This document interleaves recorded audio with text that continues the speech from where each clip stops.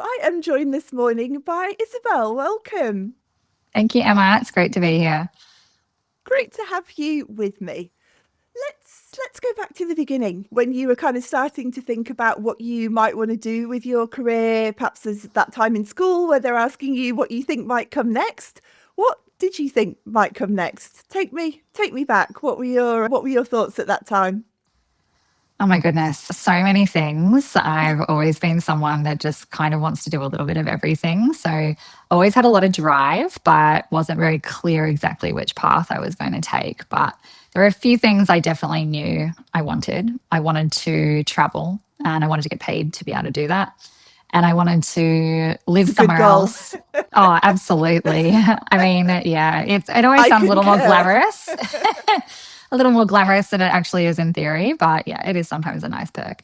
And then, yeah, that I wanted to just basically get out and see the world. In year 10, I actually went into year 11 initially wanting to be a zoologist. So I'd signed up for science, all the maths things I actually wasn't very good at all. And honestly, probably wasn't even that passionate about animals. So I'm not really sure where that one came from. But yeah, quickly did a pivot to more humanities, English literature, and was very set on becoming a journalist. So that was kind of my initial trajectory and the path I was heading towards. I'd grown up playing classical violin. I got to about an A-minus level. My father's a violin teacher. So I was playing from the time I was 3 to about 17. Yeah. And um, yeah, I learned very early on that talent will only get you so far. Drive is what you need to take you all the way. And I had the talent, I didn't have the drive, I didn't like to practice. So that career thought That's was going to very cause an short lived. issue. Yeah. Yeah.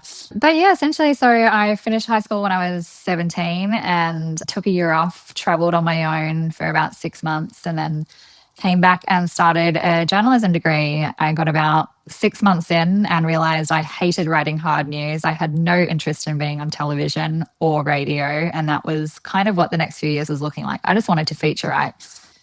And I just didn't have the patience to stick it out. So I ended up actually dropping out. And I kind of just kicked around for a few years, if I'm totally honest. I worked in hospitality, a number of restaurants, bakeries, cafes. Movida actually was kind of one that really changed a lot of things for me. I came in as a server working on the floor, and after a few knockoff drinks on a few occasions next to Frank Camora, the celebrity chef and owner, I managed to convince him that he needed a publicist and that, this social media thing was starting to take off. And God, this must have been 2010, 2011, I think. And I actually just enrolled in PR. So I was doing the advanced diploma at RMIT of Business and Public Relations. So he eventually gave me a shot, probably more to shut me up than anything, but it was a role that didn't exist. And so it was something that I really built for myself totally from scratch while I was still studying and essentially working full-time hours at the same time. But yeah, that role, I got to do some really cool things. I was entrusted with producing the Movida 10-year laneway party in Hosier Lane for 400 guests, which was really special. It was, I think, the first time City of Melbourne had ever let us close the laneway off for a semi-private event. I think we got around it by offering like 50 tickets up for grabs through Fairfax. And then, yeah, launched the $1 Bread for Change charity campaign, which in its first year raised $80,000 for various charities that we always aligned with Cool. causes that the staff were really passionate about. And yeah, there's lots of really fun wine dinners with Fairfax, the International Melbourne Food and Wine Festival. I guess it was just an early example in my career of, my first sort of real job in PR came from something that actually didn't exist. I didn't wait for it. I just sort of jumped in and put my hands up and Yeah. built a case for the need. It Yeah. must have been really cool to be doing that alongside study because there must have been an element of, well, I'm learning this kind of theory and then I get to try stuff out and do the kind of the practical application of it as I go along. Absolutely. And I mean, yeah, I was so green on the job. I mean, yeah, there's definitely some things that I look back on now like, oh, that should probably never have happened. But hey, you live and you learn, right? It's the best way. We've all done a Yeah. variation of that somewhere along the line. Absolutely.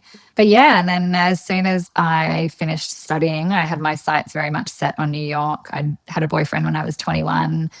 back when I wasn't really sure exactly what I wanted to do, but he was moving to New York to pursue a career in acting, and he was going to the Stella Adler Academy when Marlon Brando had gone, and he just knew exactly what Very he cool. wanted. Yeah.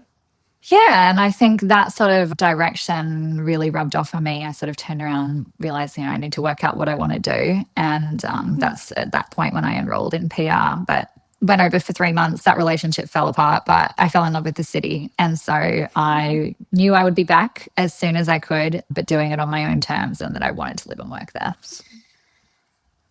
And then, I guess jumped on a plane 2 weeks after graduating and, landed in New York City. Such a Very fast cool. paced. Yeah, it was really cool. Yeah. It was What was full the on. time gap there between deciding you were going to go and going? How much time was there in that? 3.5 years. Okay. Yeah. Yeah. So I'm a person that once I make my mind up about something, I am very determined and I stick to it. Takes me a while to get there, but once I have, there's not much stopping me. And then, so we got to New York and just the pace of everything was really full on.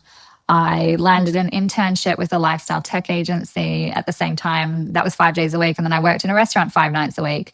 So it was a real hustle, like most people do when they land there in the Big Apple. But I was early on trusted with some pretty big accounts. I worked on HelloFresh on their Series E investment round with Rocket Ventures. I worked with Lander and Warner Music Group on their Series A announcement. And I think I was working across 13 accounts at one point, which was a lot. Yeah, too much. So I didn't last too long there, but then went in-house to a very sweet restaurant, which no longer actually exists in New York, called Flinders Lane. And it was very much a homage to Flinders Lane in Melbourne. But I worked on the floor, but also acted as their marketing and events manager. It was a role that felt very natural after having done that at Movida. Yeah. But did lots of partnerships with the Australian Consulate General and the New Zealand UN Security Council. But it was in 2017, I think, that I decided I wanted to have a bit more of a pivot and combine my passion for music, particularly dance music and comms. And I pursued a agency that I had been researching for some time called Plexi PR that was run by a woman called Betty Kang, who was kind of like the queen of underground house and techno music in America.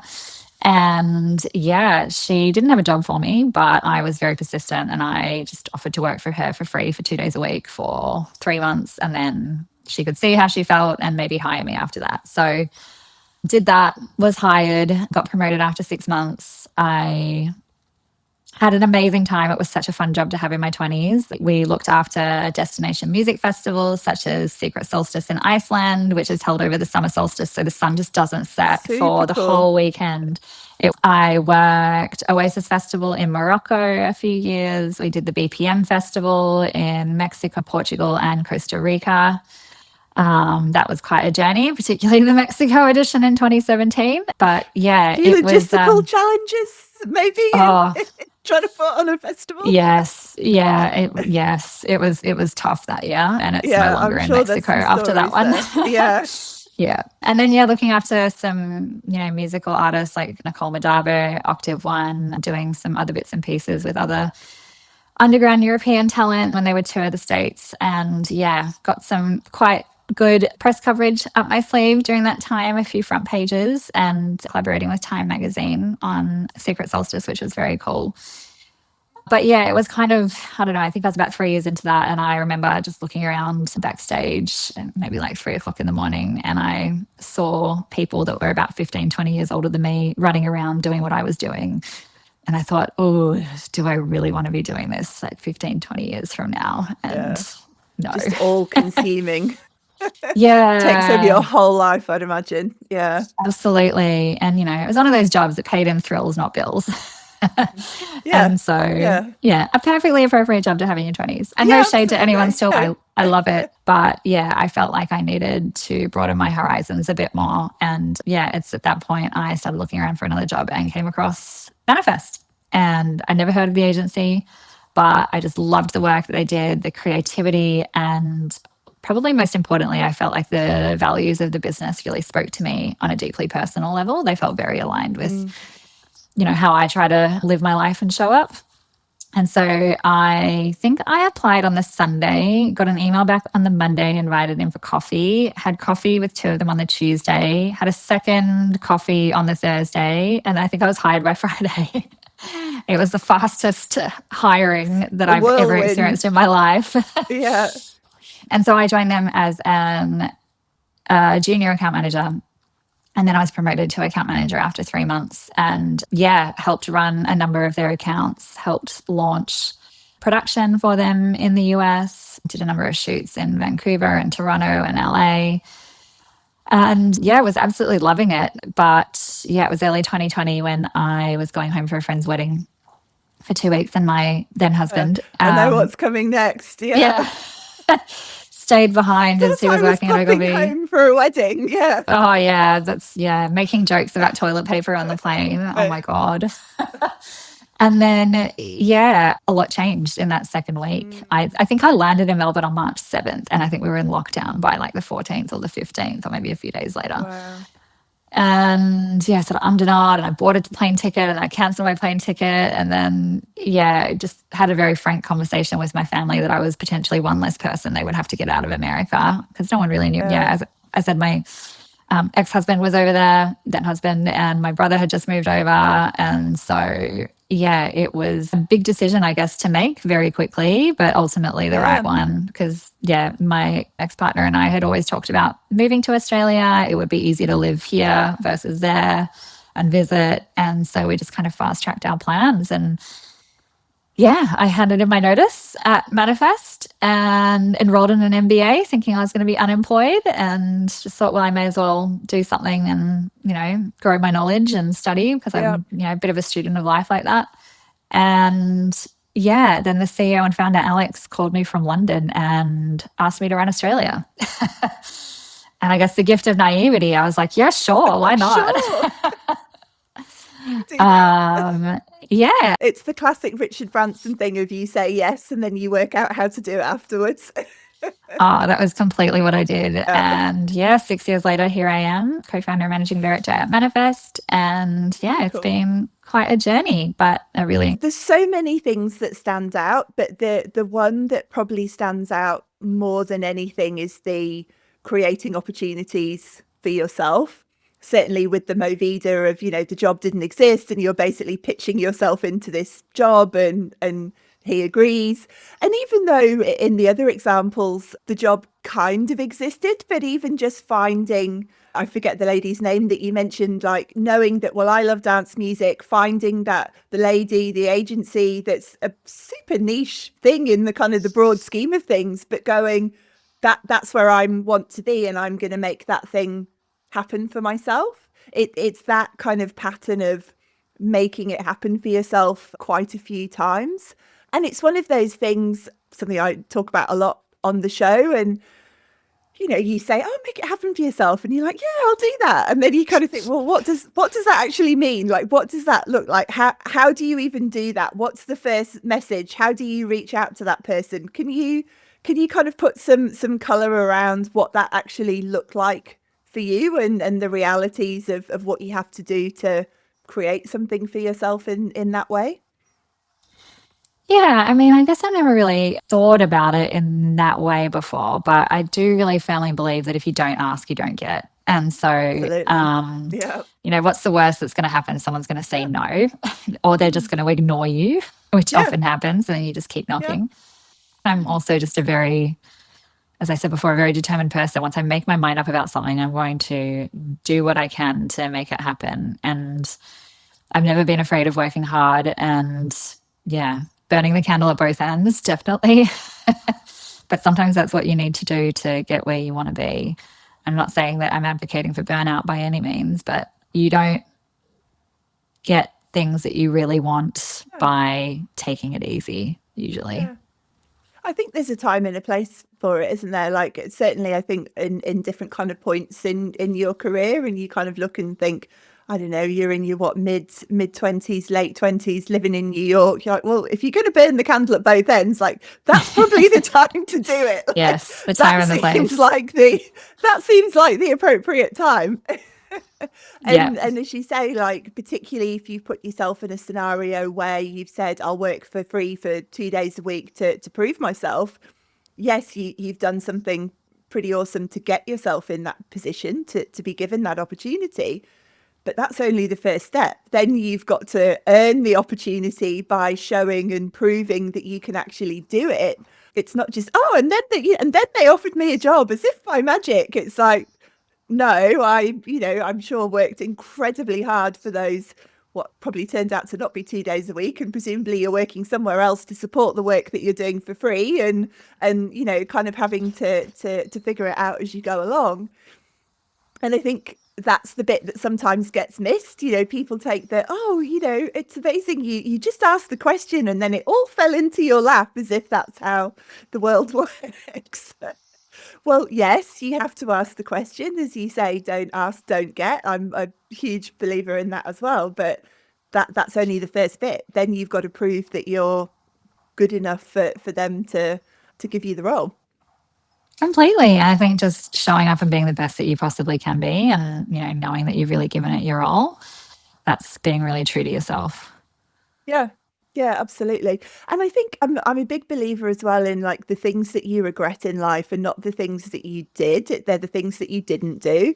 And I think kind of looking back and regretting that, I wish I'd tried, or I wish I'd said yes, or even having said yes, I wish that I'd actually put my whole heart into it and actually really tried. I think those are the things that end up causing regret for people of, well, I didn't really give it my best, or I slightly half-assed it, and what could have been, or what if. Like, I think they're the questions that actually cause more remorse for people than the, I tried, I gave it my best, and she said, what's the worst that could happen? Either the person says no, or maybe at the end of the 3 months there isn't a job, and you can go, do you know what, I had the most amazing 3 months, I learned so much, what an awesome experience. There's nothing to regret about that. And as it was, you got the job, and so starts another another part of your career.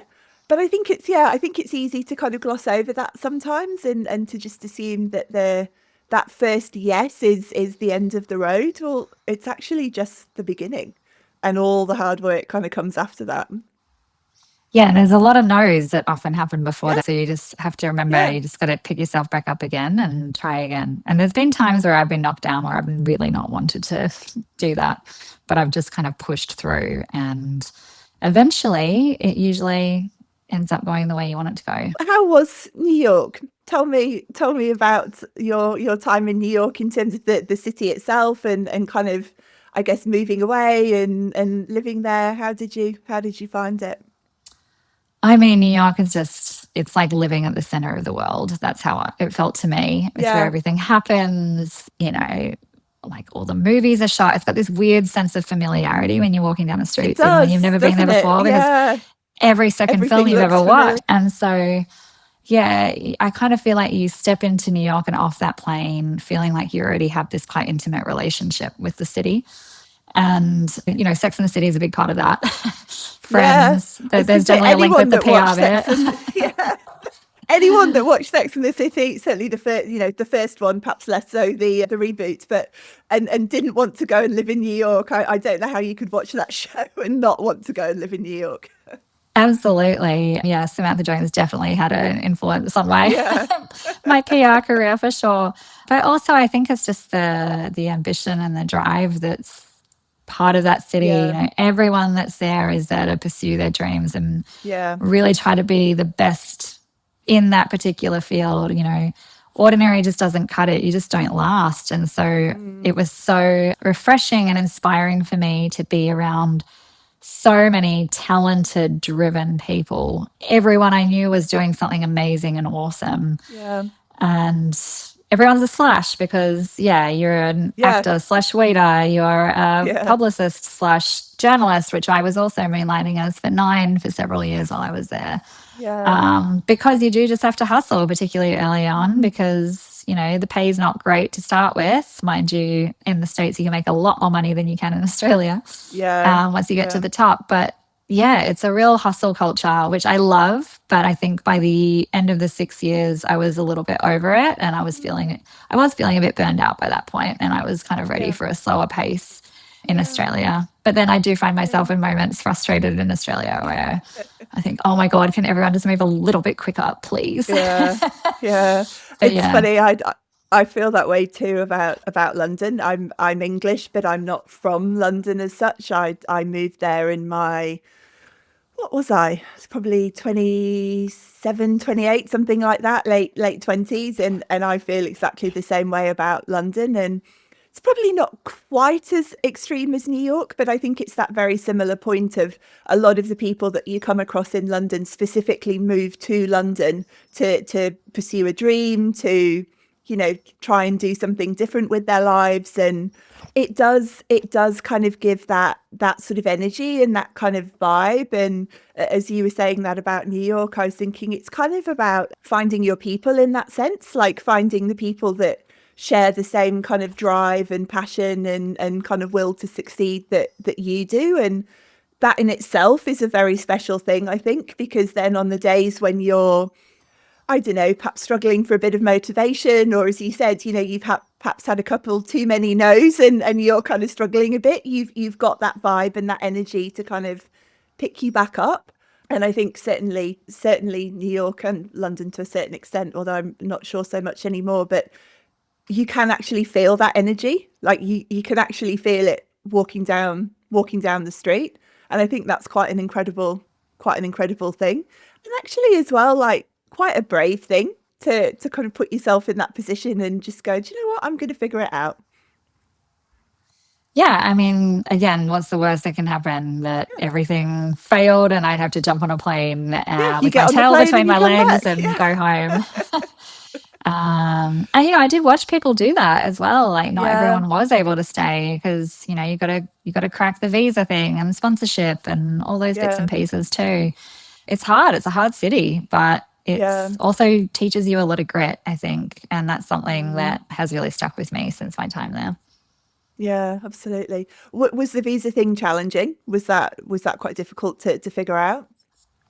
No, actually, it wasn't. As Australians, we're in a very unique position with visas to the US. So, the J1 visa, you can go over after a year of study tertiary education and then work in sort of an entry level role. And you can do that for 12 months and travel for 2 months. But then the visa that is absolute gold is the E3 visa, and that's the specialty visa for Australians. So, you do need to have a degree or, I believe, 12 years experience in your field, Mhm. and you need a job offer. That's the tricky part. You need the job offer. Yeah. Once you have that, it's very straightforward. It's maybe a 6 or 7 page document. I mean, it was a few years ago that I last had one, but it was a few Yeah. hundred US dollars. You leave the country, you come back. Don't quote me on all of this information. It maybe has changed a little bit since with the new administration, but as far as I'm aware, it's still intact. Mm. Interesting. Yeah, I think it's one of those things like unless you've done it, unless you've moved to another country and tried to figure it out, you don't necessarily kind of know what that entails. And also I think the same with people coming here as well. There's so many skills wrapped up in being able to move somewhere else and just figure it out.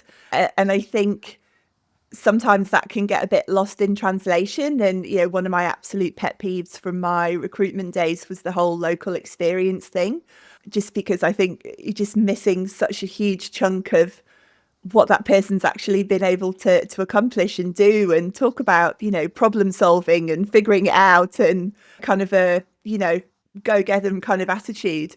But for a lot of people, just the fact that they've kind of made that move, they've demonstrated that.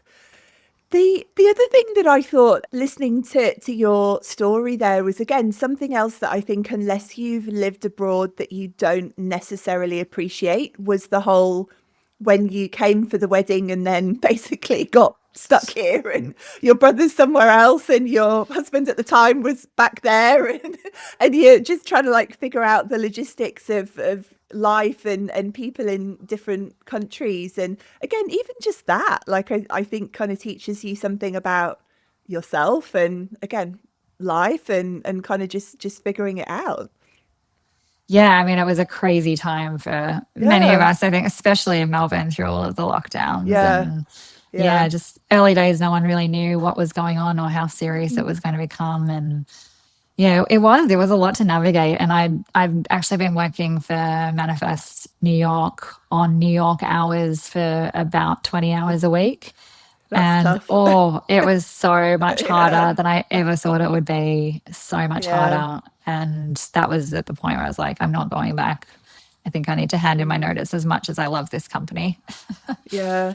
Yeah, I think I've not worked the other hours, but even just, having family, friends, some clients as well, as you say, it's so much harder than you think it's going to be. You're like, oh, it's okay. Like, it's just a few hours either way. Like, I can make it work, but the whole like day is night, night is day, it just, it's not conducive. No, it's not good for you. And how have you found it now that you're back? I won't kind of talk about the first couple of years because, as we said, they were strange years. But now we're back to a kind of a more normal Melbourne, as it were. How has that transition been for you? You mentioned the pace sometimes is noticeably different. How is it? How is it being back? I mean, I love Melbourne. I mean, I'm born and bred here. I grew up in Northcote back when there was more Greek spoken on the street than I think English. So I've seen that change a lot. But yeah, I feel like you kind of get the best of both worlds here in Melbourne. We've got culture, we've got food, we've got great fashion. The creativity scene, particularly the independent agencies, is so strong. And so there's a lot going for it. We're a bit isolated, which is both a pro and a con. But Yeah. yeah, I genuinely just love this city and don't think I'll be heading anywhere anytime soon to live elsewhere for a while. I do also have a 3-year-old son, so that will be keeping me here for a bit. Makes a difference. Yeah, the first few years were obviously strange and weird Yeah. because of the pandemic. And then, yeah, I got pregnant, had a baby, so I was out of the workforce for a little bit. But the last couple of years has been really awesome, just building up the network. Melbourne is a very fraternal city. People do business with people they did business with previously. It often goes back to high school or awards school. Mm, And yeah, I didn't go to award school. I never really worked at a big network agency except briefly at Ogilvy as an intern when I was still in my final year of study. So I have sort of felt like I've been starting that from scratch a bit the last couple of years. But yeah, it's been awesome getting to know the industry, the other agency owners here. I got into the marketing academy this year, so I'm part of that 2026 cohort, and that has opened so many doors. It's such an incredible program. I highly encourage any up and coming leaders that are listening to really consider applying for that program because it's been absolutely brilliant. tell me a bit about it. Tell us more. Well, what I can share is, yeah, so it's started by Sherilyn Shackle. She's based in the UK. And yeah, Sherilyn comes from a recruiting background actually as well. She was a headhunter. But Emily believes that marketing really deserved a proper seat at the C-suite table and that a lot of CMOs in particular probably weren't particularly prepared for that role and to be able to speak the board. So yeah, she started the Marketing Academy program. It's run across the US, UK, and Australia. I believe there's also a global fellowship for C. But every year they select 30 participants in each territory. It's very competitive. I believe in Australia for this year there was just under 1,000 applicants. And it's a very rigorous interview process. But as part of it, you get executive coaching, you get mentoring, you go on boot camps, and you essentially make 29 other fast friends for life during this year of professional development and personal growth. So, Very cool. yeah, it's been really, really amazing and such a huge support for sure. Yeah. Yeah. I think it's such a key point that I think you phrased it as speaking the language of the board, but I think that's such a big thing often for marketers that if you're too much in your sort of creative language or brand language and not that commercial language, that there's often that disconnect between you and the business and what you're actually trying to deliver. And I think it's such an important point, having that commerciality, talking in that way, presenting your work in that way. It makes such a huge difference, and it is something that not all marketers kind of naturally do, but I think it's a real, yeah, it's so key. Oh, it's completely critical. Yeah. If Mm, you can't, sell your idea yeah. and speak in numbers and how this is going to impact the bottom line, yeah, your job's going to be a lot harder. going to be tough. It's going to be tough. You mentioned there the networking side of things, and but interestingly, that's how we met on an event on a panel.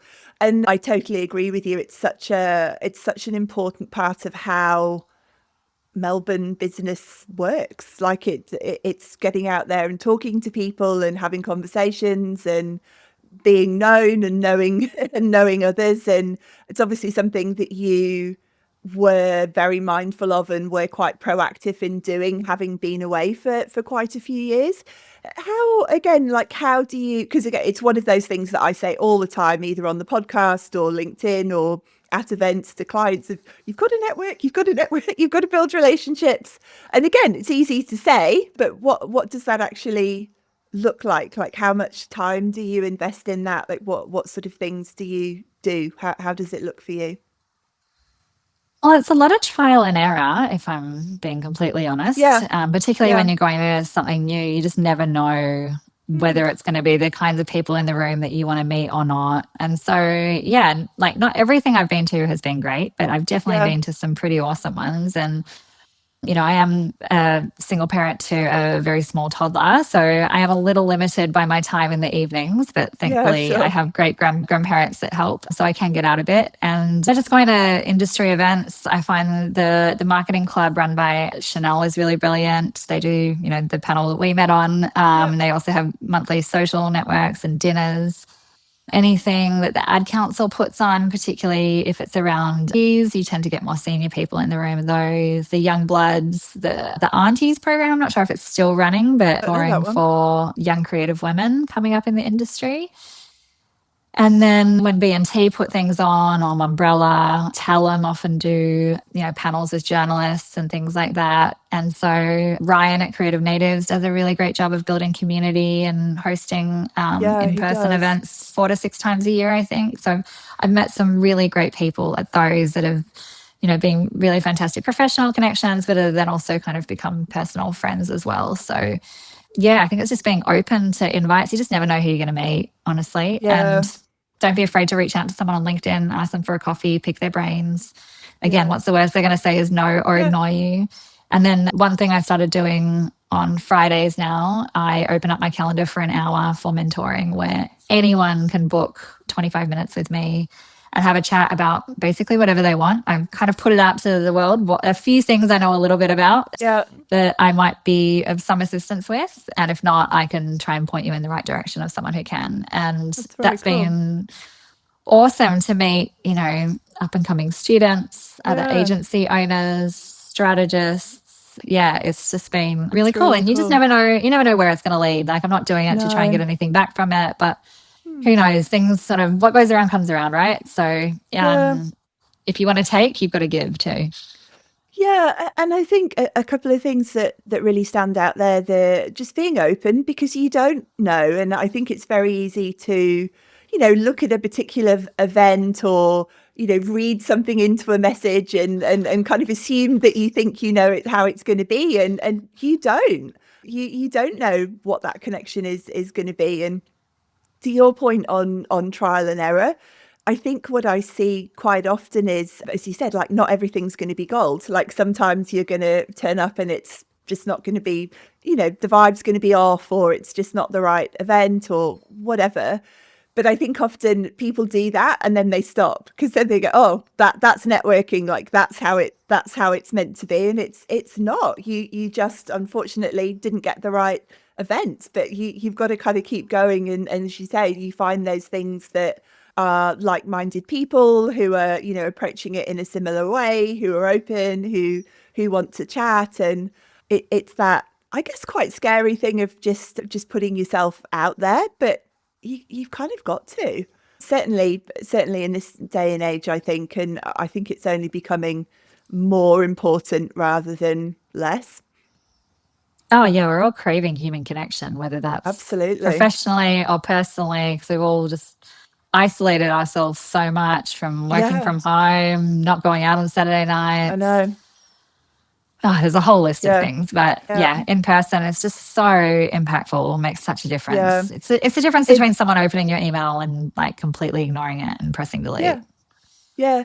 And that's a really important point as well. It's not just networking and kind of building relationships. It is actually the in-person part that makes such a difference. It was one of my goals this year was to do more in person. I'd massively, I don't know what was going on, just dropped the ball on the in-person stuff last year. And I really noticed it. Like, I really noticed that I just wasn't spending enough time with real people in real life. And so going into this year, like, made it a real priority. And it's made such a difference, not just to kind of me personally, but to the quality of the conversations and the quality of the relationships, because it does make a difference when you've actually met someone in real life versus just online. Obviously online's great, it's better than nothing, but to have actually kind of sat and had that personal connection, it's so important. So yeah, as you said, it's not just the networking, it's the in real life networking. Yeah, We've all got to get back definitely. out there. Got to get out there. Got to get out there. Say yes to that envelope opening. And I absolutely love, I had seen it on LinkedIn actually as well, that the Friday mentoring hour that you've kind of put aside. Like, what an awesome thing to do. And I'd imagine you'd have some really interesting conversations off the back of that. Yeah, I mean, look, I would love to claim it as my own idea, but it's not. I actually stole it from Chris Savage after he came and spoke to us at Oh Bootcamp yeah, One yeah, as yeah, part of the Marketing yeah. Academy. But yeah, talked about navigating visas and moving to the US, the importance of strategy within an agency. How does that look from brand to creative? One student wanted to pick my brains because she wanted to become an influencer. And while I probably wasn't the best placed person to give the advice, I kind of chatted through observations that I'd had from working with a number of talent across a broad spectrum and, what you need to do to sort of be able to start getting paid, go from being a content creator doing user generated stuff to actually like a paid collaborator. So Mm. I had another one about Shopify with someone in India. So Super yeah, quite interesting. a broad mix, quite a broad Yeah, mix. Yeah. great idea. I prefer borrow rather than steal. You Yeah, didn't borrow borrow, it from Chris, sure. oh, you borrowed it. I borrowed Borrowed it. it and made it your own. Yes, sure. I'll take that. Final question, Isabel, and it's always the final question here, and that is, what do you know now that you wish you knew then? So honestly, I think it's something that I only learned fairly recently. I would say maybe 6 months ago, and is that vulnerability is not a weakness, that it is Mm. seriously the biggest strength that you can show. And for a very long time, I didn't talk about a lot of things on both a personal level, I would say mostly. But yeah, I always felt like I needed to show up and not show any cracks and pretend everything was fine. And yeah, I finally was able to admit myself at one point that some things weren't going great in my life. And the second I started talking and opened up to people that I'd known for sort of 25 years, I just completely, my relationships transformed. My life experiences got so much richer on both a personal and a professional level because we skipped the small talk and we just got straight to the Yeah, crux of what was going on in our lives. And I do that now more so in a professional setting too. And yeah, I just feel like my life is completely transformed because of it. So, yeah. and something they really teach as part of the Marketing Academy and, what leadership looks like. And leadership Mhm. is being vulnerable, it is opening up to your team, it is being real with them and admitting when you don't have all the answers and that perhaps you're not the best at this, that maybe someone else on your team is better than you. Yeah, yeah, Um, so yeah, I think if I could rewind a few things, I probably would have lived my life a little more openly yeah. going back a while. But here we are. Well, you're here now. Yeah, It's yeah. such an interesting one, that, isn't it? I think it's interesting. It's something, I'm a little bit older than you, but it's something I only learned quite recently as well. And I think it really changes the quality of your relationships because, as you said, you're having such a more meaningful connection with someone. And I think by being vulnerable yourself, you're essentially giving the other person permission to do the same as well. That we're not just having this surface level, oh, I'm fine, how are you? Yeah, everything's amazing. Like, you can actually say, do you know what? I'm actually really struggling. Like, X, Y, and Z happened, or I've got whatever issue and I genuinely actually don't know how to solve it, or whatever the conversation might be. And as you said, with team members as well, you're not having to pretend that you're know everything about everything, and that you just kind of glide along on the surface and everything's perfect. And it's the same point, isn't it? It gives them permission to say, actually, yeah, I'm struggling with this thing too, and come to you in the same way. I think it's a really, really underrated and actually incredibly powerful thing. And as you say, somewhere along the line, I don't know, that the messaging became that vulnerability was weakness, but I would argue very strongly that it is the complete opposite. Completely. And yeah, it's not about, saying you're not good at something, or I mean sometimes it is, but yeah, not believing in yourself. It's just Yeah. being able to be open and honest, and Mm. yeah, allowing yourself to connect with people more, and as you said, giving them permission to also feel Yeah. like they can let their guard down a little bit and Yeah. feel more comfortable. And yeah, I just guarantee you start doing it, and work, relationships, family, friendships, it will make such a difference. Awesome piece of advice, and a nice place to finish. Thank you so much. It's such a fascinating career journey, and God, you've packed a lot in already. So Yeah, I well, look forward to seeing what continues to come. But yeah, thank you so much for taking the time and sharing so openly about what you've learned, and the ups and downs along the way. So thank you very much. no, thank you for having me, Emma, and giving me an opportunity to share my story. I really appreciate it.